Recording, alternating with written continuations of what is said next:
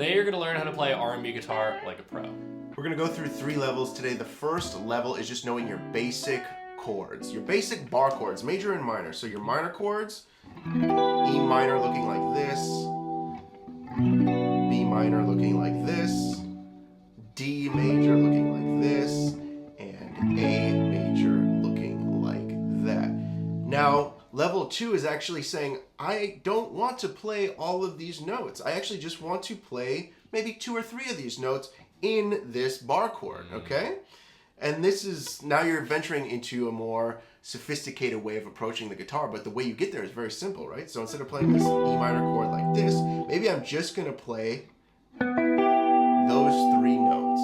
Right, and that's such a more digestible sound, especially if you're playing with the whole band. Yeah, right? exactly. And for the B minor, maybe instead of playing this big chord, I just want to play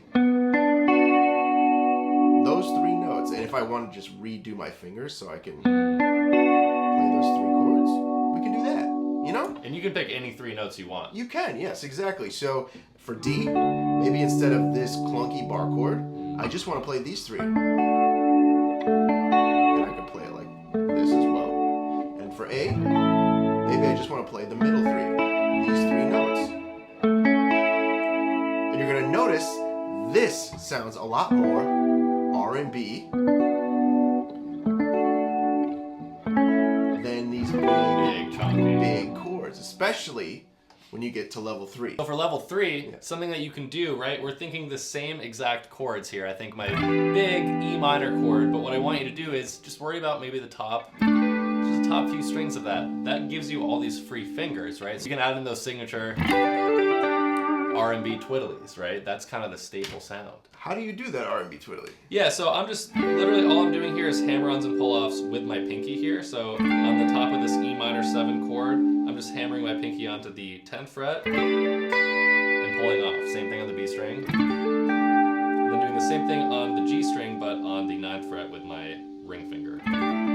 So, and you don't have to pick every single one. That's a personal preference thing. If you like the sound of, you can absolutely do that, or you can just do hammer-ons and pull-offs. Right? It's just kind of the vibe. Whatever you feel is more your sound is what you can roll with there. Let's go through the chords then. What would you do on B minor to add that R&B flair? Yeah, so a couple things you could do, right? We could go to our neighbor chord. It's the closest chord to where we just came from, right? To this B minor. And I could think of the same thing. I could dumb it down a little bit, do hammer-ons and pull-offs like that. Or something fun that you can try, a little bit more effort maybe, but I'm going to keep the same chord shape here, right? So I'm thinking, and I just need to now visualize moving this down to B minor here, right? A bit of a big move, but I can keep the shape the same. So check it out. You could go from here, E minor, and then move that shape down to B. Or if you wanted to go crazy, go up the octave. Right? And that's such a staple sound in that R&B. Love that. And for D, you Right? could also do something very similar. Show them how you can do those twiddlies on D and A as well. 100%. So for D, right, I could just think my D major 7 here. And what I want you to do is just get rid of your pinky when you start arpeggiating through that chord and hammer it on when you get to that B string. You can also move that pinky to the high E string. The nice thing about all these chord shapes is you can move them to any of the chords. If you have a D major 7, I don't care if you have an F sharp major 7, anytime you have that chord shape, you have those options available. So that's working with the major 7 voicing, right? Like let's say we're just doing a triad. Like maybe if it's just a D triad, very simple. Like what would you do to add a same twiddly effect to that? Yeah, you can start doing this, which is something like that. It's the same concept you just learned, just a different chord. It's a major chord instead of a minor. And since this is our root right here, we could also just say, oh, I want to do the same thing up here for an A chord, you know, or down here. You can do that as well, you know, and you don't have to learn something new. You can recycle your information like that. And that's really the key to a lot of this stuff, is recycling information and knowing, oh, you don't have to learn a new riff or new twiddly for every scenario. Exactly. Right? There's only a set amount that you're learning right here today. And you can use this on any song you have. Anytime you play a minor 7 chord or a minor chord, try adding the twiddly there. It doesn't matter if it's even an R&B song. You can add it to a pop song, to a rock song, just to see how it sounds. It's just a tool you can use to expand your musical ability. Absolutely. Let's take it one step further, just as a little bonus tip here. I heard you doing this a lot in the intro. You were doing a lot of kind of fills and stuff, a lot of double stops I was hearing. So where are you getting those from, and where and when to play them? Absolutely. So the double stops all come out of this scale. So you know this is home bass, D major, box-shaped pentatonic.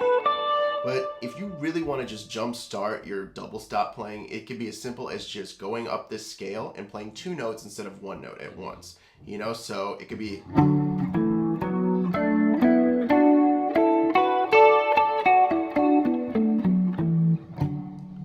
something like that, and it has that double stop flair. Now, you're not going to get the R&B sound by doing that. You really need to set boxes and limitations. So, say you just want to do this. Something to that effect. And when you're messing around with constraints, with limitations, it'll actually set you free, because, you know, you're really allowing yourself to explore creatively and not feel like, oh my gosh, I have to play every single note in the pentatonic scale. So if you want to add hammer-ons and pull-offs, that is a great way to implement that R&B sound into your vocabulary. So notice I'm not just playing kind of stock and dry. I can do like this and then hammer on these 2 fingers. It gives it more of a pocket there. Another pro tip is always use downstrokes. Big. You're noticing that down here I don't do down up. It's always downstrokes. Even if it's a faster idea, try to get into the habit of playing only downstrokes, because that's going to give you the authentic sound. Absolutely. Yeah. 100%. When it comes to the double stops, I know a lot of people get confused with going, well, these are all great, but when do I know when I can play them? Like, is it all, if it's all in the key, I can play it whenever I want, or is there a specific double stop per chord, right? Same thing, like the twiddlies we said you can do on the minor 7 chord, you do these twiddlies.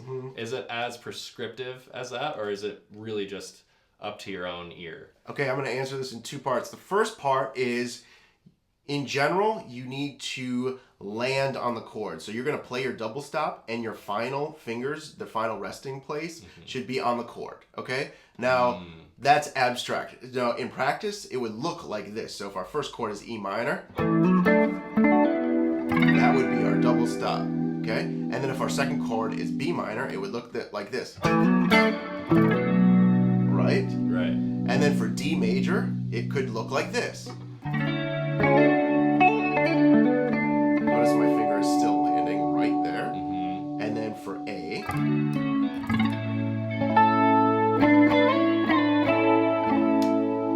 right, so as long as you're landing on the chord that you're going to, at least in the same fingering area, which is honestly a really good way to guide you around the fretboard, you know, because a lot of the times with these concepts, you get a little lost going, well, there's too many options here. Well, like you were saying, limitations will set you free. So this is a really good idea to kind of work around your chord shapes there.